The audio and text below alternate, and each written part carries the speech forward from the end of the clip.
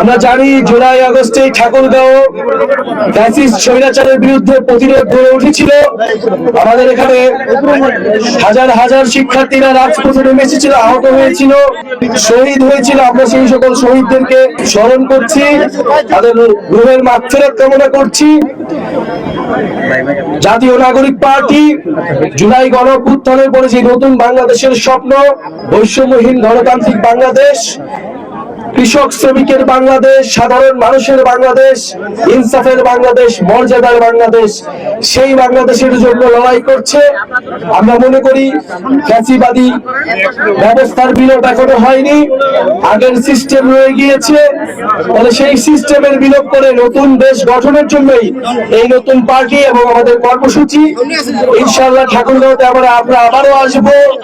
জাতীয় নাগরিক পার্টির কার্যক্রম সারা দেশেই চলছে।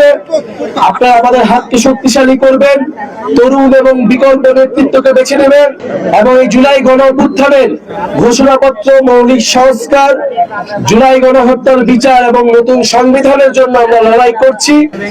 অবশ্যই জুলাই আগস্টের মধ্যেই জুলাই ঘোষণাপত্র দিতে হবে এবং এর সাংবিধানিক ভিত্তি থাকবে এই জুলাই ঘোষণাপত্রের। যেই কারণে আমাদের দেশের হাজারো মানুষ রক্ত দিয়েছে, জীবন দিয়েছে, আমরা তাদেরকে স্মরণ করতে চাই, তাদের আত্মত্যাগ। সেই আকাঙ্ক্ষার ভিত্তিতে বাংলাদেশ হবে।